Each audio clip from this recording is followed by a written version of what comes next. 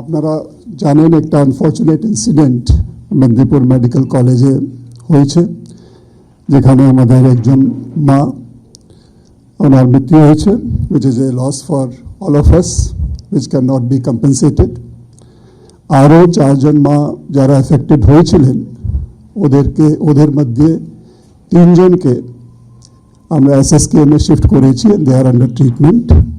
একজন এখনও মেদিনীপুর মেডিকেল কলেজেই আছেন, ওনার ট্রিটমেন্ট চলছে। যেটা লেটেস্ট রিপোর্ট আমরা পেয়েছি, উনি তাড়াতাড়ি আমরা আশা করছি ডিসচার্জ হয়ে যাবেন।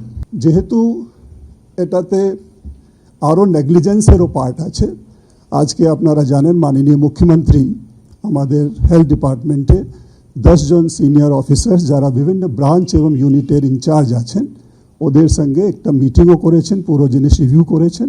রিভিউ করার পরে ক্লিয়ার ডাইরেকশনস দেওয়া হয়েছে কি সাচ নেগলিজেন্স বা অ্যাডমিনিস্ট্রেটিভ ও প্রসিজারাল ল্যাপসেস কোনোভাবেই টলারেট করা যাবে না, এবং ডিটেল ইনভেস্টিগেশন রিপোর্ট আসার পরে যারা রেসপন্সিবল আছেন, যারা গিলটি আছেন ওদের বিরুদ্ধে স্ট্রিক্ট অ্যাকশন নেওয়া হবে। তাছাড়া আমরা সিআইডিকেও ডাইরেকশনস দিয়েছি যাতে এ ব্যাপারে একটা ডিটেল ইনভেস্টিগেশন সিআইডির মাধ্যমেও করা হয়, যেহেতু যদি কোনো নেগলিজেন্স ওদের ইনভেস্টিগেশনও আসে আমাদের পুরো যে তদন্তের রিপোর্ট আছে এটাকে সাহায্য করবে এবং আমরা ঠিক অ্যাকশনসগুলো নিতে পারবো। আরও একটা ব্যবস্থা আমরা যেটা করতে যাচ্ছি, যাতে এই যে কারেক্টিভ অ্যাকশনসগুলো এভাবে নিতে হবে যাতে এই সব ইনসিডেন্টসগুলো আগামী দিনে ফিউচারে রিকার না করে, এই ব্যাপারেও হেলথ ডিপার্টমেন্টকে মাননীয় মুখ্যমন্ত্রী নির্দেশ দিয়েছেন। তো এটাই হলো আমার তরফ থেকে প্রাথমিকভাবে আপনাদেরকে বলা। আমরা সব রকম ব্যবস্থা করছি, এটা একটা বড় লস। আমরা যে ডিসিজড ফ্যামিলি ওদের সঙ্গেও টাচে আছি, ওদেরকেও যেরকম সাপোর্ট করার প্রয়োজন এই সব সাপোর্ট করা হবে। একটা ঘটনা দুর্ভাগ্যজনক ঘটনা ঘটেছে, এটা যাতে আগামী দিনে পরবর্তীকালে না ঘটে এর জন্যে আমাদেরকে কারেক্টিভ অ্যাকশনস নিতে হবে। না, আমরা আগেও একবার এটা নিয়ে টেস্টিং করা হয়েছিল, তখন প্রোডাকশন বন্ধ ছিল। আবার 7 তারিখে প্রোডাকশনের বন্ধ করার নির্দেশ দেওয়া হয়েছে, গত 7 তারিখে 7 জানুয়ারি। অ্যান্ড যে স্যাম্পলসগুলো বা যে প্রোডাক্টসগুলো আমাদের কাছে ছিল সব ব্যাচে টেস্টিং করারও নির্দেশ দেওয়া হয়েছে।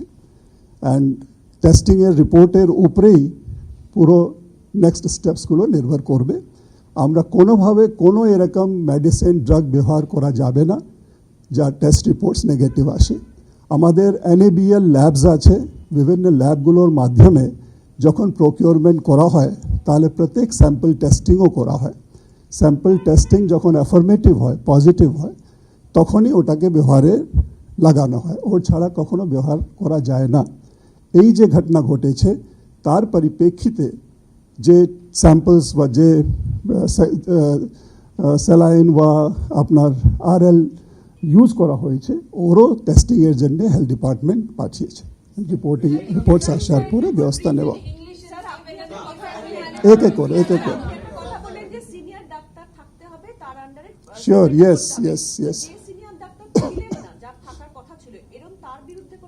অফকোর্স আমরা কোনো নেগলিজেন্স বরদাস্ত করব না, এটা পরিষ্কার নির্দেশ দেওয়া হয়েছে।